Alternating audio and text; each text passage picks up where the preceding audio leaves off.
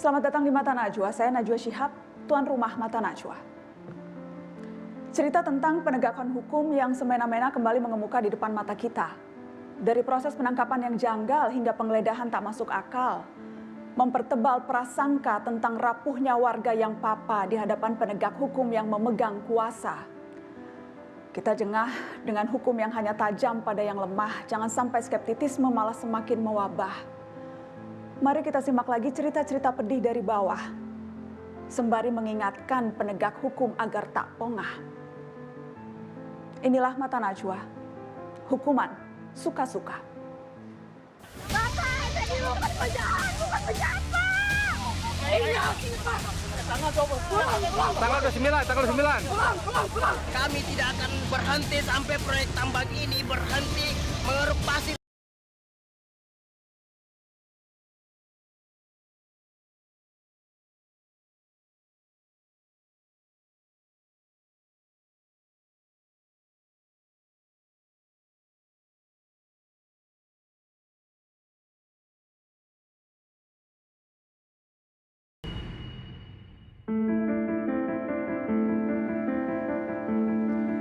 Tokoh adat Kinipan, Effendi Buhing harus berhadapan dengan hukum gara-gara konflik lahan yang bersinggungan dengan korporasi.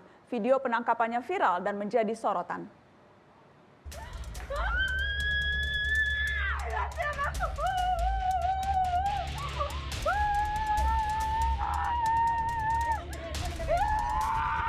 Ayo, ikut semua. Ayo. Belum bisa. Bukan penjahat, Pak. Bapak, ini bukan penjahat, Pak.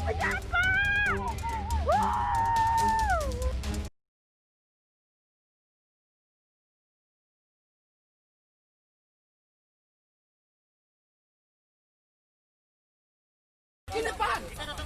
Ini hak Kinipan. Ini hak Kinipan. Tanggal 29. Tanggal 29. Pulang.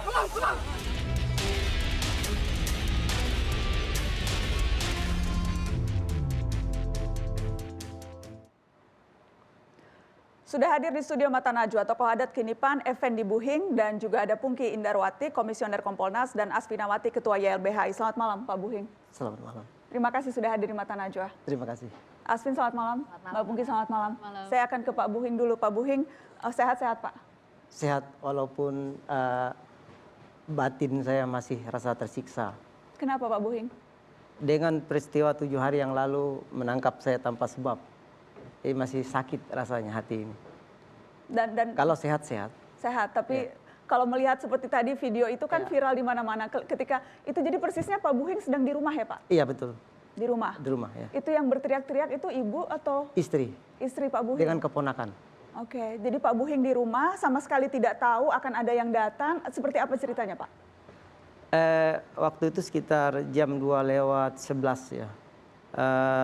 Saya kebetulan habis nelpon. Saya ke rumah, duduk-duduk di teras depan rumah itu.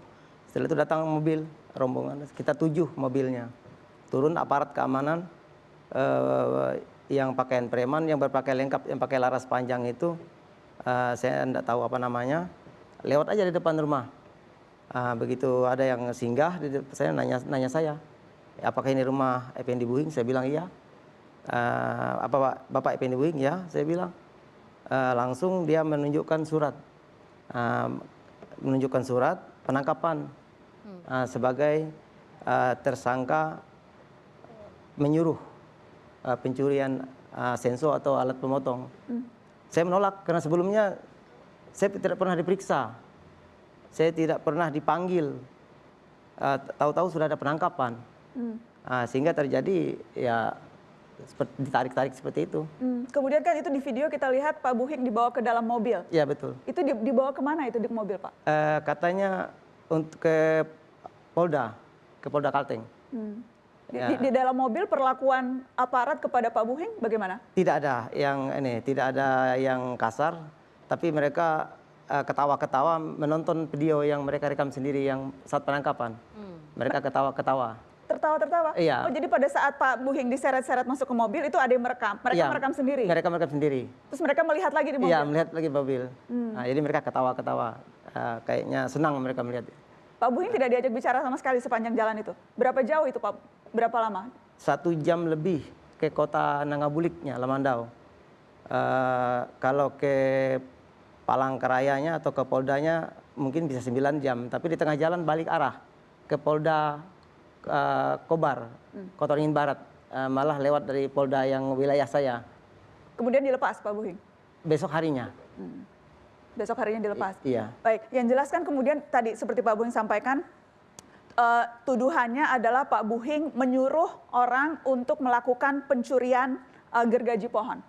Apa yang bisa Pak Buhing jelaskan soal tuduhan itu? Ya, pertama saya tidak di lokasi ya saat kejadian. Yang kedua, bahwa saat itu anak-anak menjaga hutan. Karena kami sudah bosan dengan perusahaan SML ini yang sudah bertahun-tahun mereka menggarap hutan. Kami larang hari ini, kalau mereka kerja kami larang, mereka pulang, itu sudah itu kami balik mereka kerja lagi.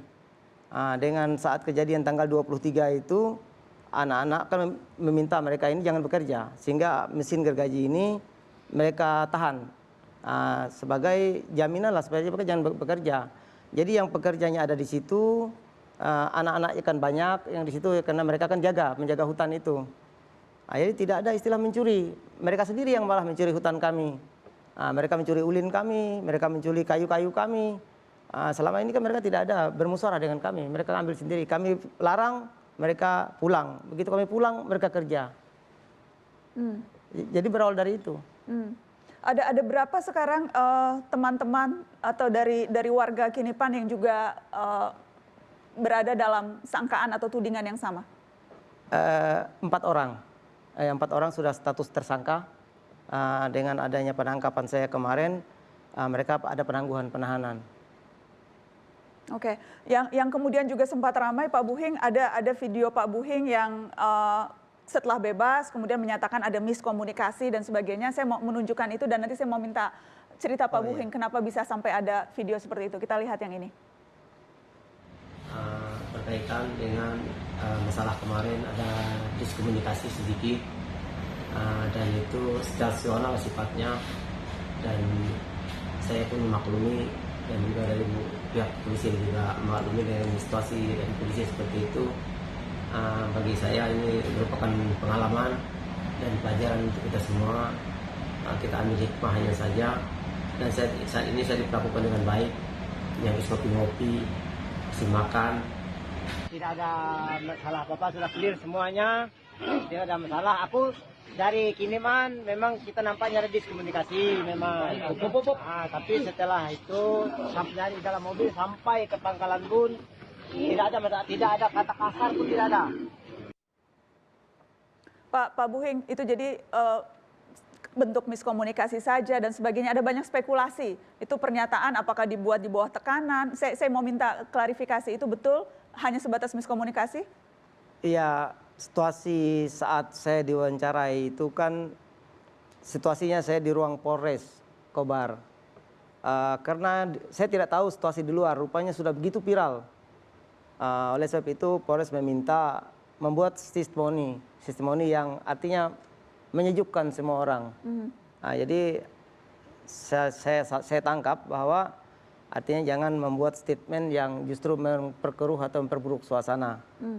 Sehingga saya mengatakan itu miskomunikasi. Sebenarnya hati saya sakit. Ya, saya katakan hati saya sakit. Saya diperlakukan sangat kasar. Ya, saya anggap itu seperti teroris saya. Sebenarnya ya waktu itu pun saya sudah mengatakan yang tidak mengenakan. Tapi yang pertama karena saya pinginnya keluar.